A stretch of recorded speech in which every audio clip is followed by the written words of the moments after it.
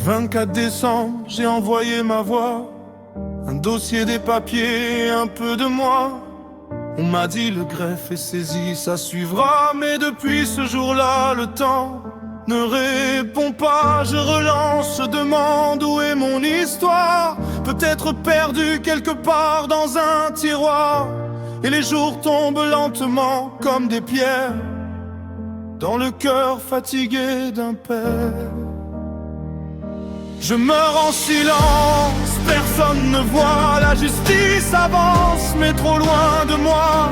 Depuis le 7 octobre, je compte les nuits sans entendre la voix de ma fille aussi. Je voulais croire aux lois, aux mots écrits, plutôt que laisser la colère guider ma vie.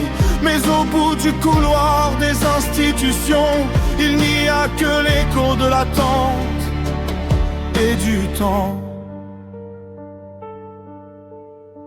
Le 7 octobre, tout s'est arrêté. Une porte fermée, un monde brisé. Depuis ce jour, j'ai reçu de photos, de fragments d'elle. Et puis, plus rien de nouveau. La mer parle par un intermédiaire, un neutre censé calmer la guerre.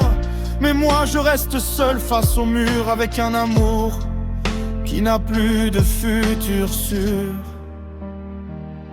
Je meurs en silence, personne ne voit. La justice avance, mais trop loin de moi.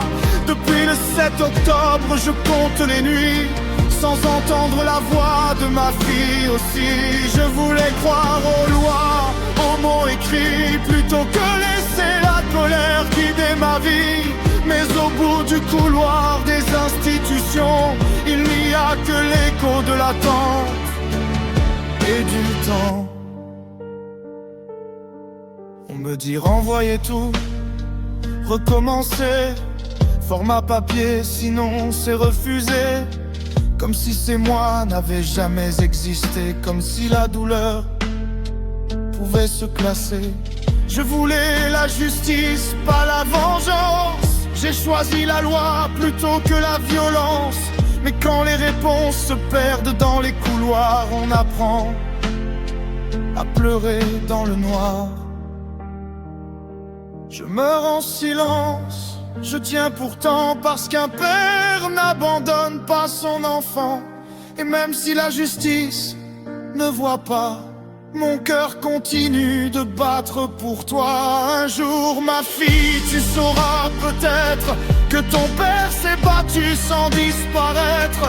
Pas avec la haine, ni les cris, mais avec l'espoir de te revoir un jour dans ma vie.